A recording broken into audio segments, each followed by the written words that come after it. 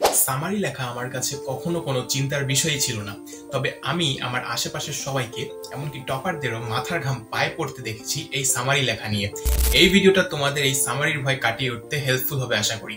যারা কম্পারেটিভলি একটু week student আছো তারা শুরুতেই টিপ শুনে স্কিপ করে চলে যাবে না, পুরোটা দেখবা, কারণ তোমাদের জন্য একটু ডিফারেন্ট সাজেশনস আছে।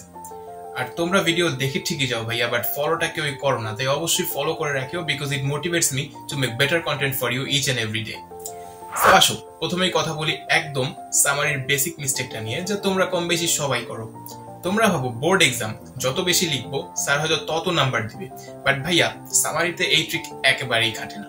সামারি মানে সারমর্ম, এটা তুমি যত কম কথায় মূল বক্তব্য প্রকাশ করতে পারবা ততই তোমার এক্সেলেন্সকে সেটা জাহির করবে। So keep it short. আমার কাছে সুইট স্পট লাগে 3 লাইন। পোয়েম হলে ডেফিনেটলি ট্রাই করবা 3 লাইনেই যেন সেটা ফিনিশ হয়। তবে যদি প্যাসেজ আসে আর সেটা বেশ বড় হয় তখন 3 লাইনের মধ্যে ফিনিশ করা বেশ চ্যালেঞ্জিং হতে পারে। Then you can go with the 4th line. But যত বড় কিছুই আসুক না কেন 5 লাইনের ঊর্ধ্বে কোনোভাবেই যাওয়া যাবে না, এটা যেন একদম মাথায় সেট হয়ে যায়। And the sweet spot is always 3 lines. এরপর তোমরা যেটা ভুল করো সেটা হচ্ছে এন্ড এবং বাট এগুলো দিয়ে অনেকগুলো সেন্টেন্সকে জোড়া লাগিয়ে দাও এন্ড ভাবো এইভাবে লিখলে লাইনস কমে যাবে এন্ড তোমার সামারি হয়ে যাবে, যেটা একেবারে ভুল। সামারি মানে কিন্তু খালি লাইন কমিয়ে আনা না, এন্ড কানেক্টর ইউজ করা তো একেবারে জঘন্য একটা আইডিয়া। এখানে বেস্ট ওয়ে হচ্ছে কমপ্লেক্স সেন্টেন্স ইউজ করা।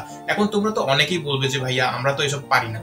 তাহলে ভাইয়া তোমরা একটু যারা উইক আছো, কারণ সামারিতে ফুল মার্কস এম করিও না, তো তোমাদের তো 5 এর মধ্যে 3.5, 10 এর মধ্যে 6-7 পাইলেও এনাফ সামারি এর ক্ষেত্রে এটলিস্ট।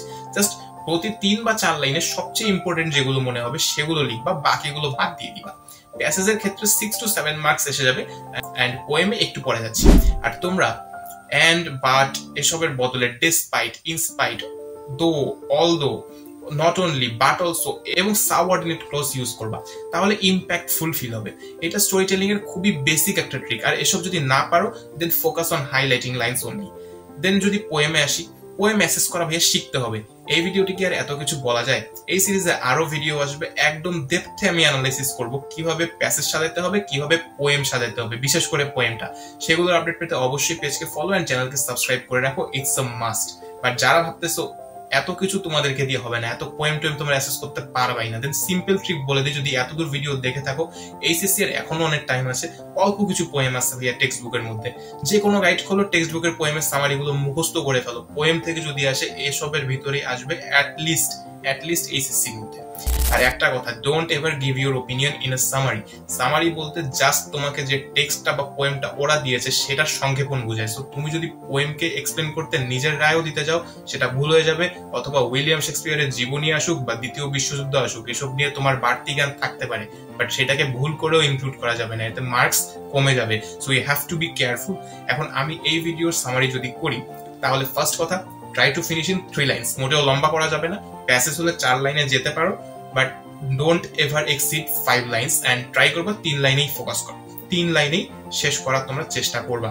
দেন ফোকাস অন কি লাইনস, একদম তোমার কাছে যেটা ইম্পর্টেন্ট ফিল হচ্ছে। দেন অবশ্যই পারলে কমপ্লেক্স সেন্টেন্স ইউজ করবা সেগুলোর মধ্যে। Don't go with if, but or and type connectors. And lastly, don't give any extra informations about the story. I hope এটা তোমাদের জন্য হেল্পফুল হবে। এন্ড এইচএসসি অ্যাডমিশন নিয়ে এরকম আরো গাইডলাইন্স পেতে অবশ্যই ফলো এন্ড সাবস্ক্রাইব করে রাখবা। ভিডিও ভালো লাগলে লাইক করবা, কোনো কোয়েশ্চেন থাকলে কমেন্ট করে জানাতে পারো। খুবই শীঘ্রই দেখা হবে এরকম আরো অসম কন্টেন্ট নিয়ে। টিল দেন, আল্লাহ হাফিজ।